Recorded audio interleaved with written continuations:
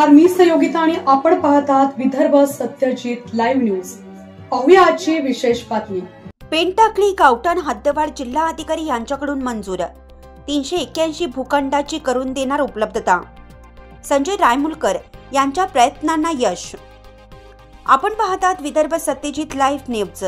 आमचे मुख्य संपादक उद्धव फंगाळ यांनी दिलेल्या माहितीनुसार मेहकर तालुक्यातील गावठाण हद्दवाढीच्या मुद्द्यासाठी पेनटाकळी येथील ग्रामस्थांचे 7 दिवसापासून बेमुदत उपोषण सुरू आहे। केंद्रीय राज्यमंत्री प्रतापराव जाधव यांच्या मार्गदर्शनाखाली संजय रायमुलकर यांच्या उपस्थितीत आज जिल्हाधिकारी कार्यालयात बैठक होऊन सदर गावठाण हद्दवाढ जिल्हाधिकारी यांच्याकडून मंजूर करण्यात आली असून 381 भूखंडाची उपलब्धता करून देण्यात येणार आहे। पेनटाकळी येथील गावठाण हद्दवाढीचा मुद्दा गेल्या 24 वर्षापासून प्रलंबित असून गावकऱ्यांनी त्यासाठी अनेकदा आंदोलने केली।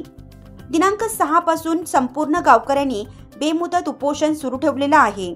काल माजी आमदार संजय रायमुलकर साहेब यांनी पेनटाकळी येथे भेट देऊन उपोषणास बसलेल्या गावकऱ्यांशी चर्चा केली।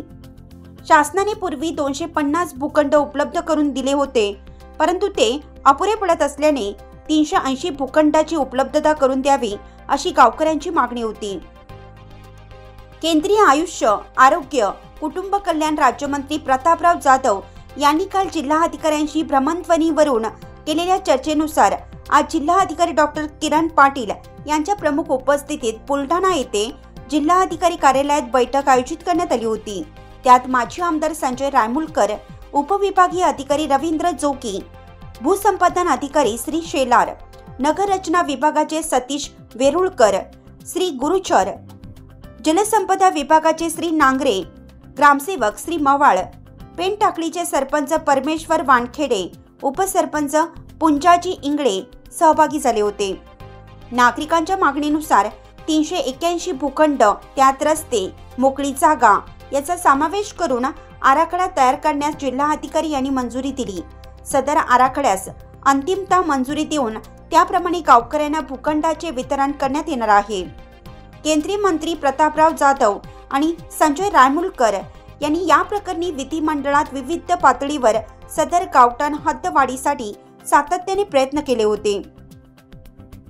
गावठाण हद्दवाढ होणार असल्याने व जिल्हाधिकारी यांनी मान्य केल्याने गावकऱ्यांचा प्रदीर्घ काळाचा संघर्ष संपणार आहे।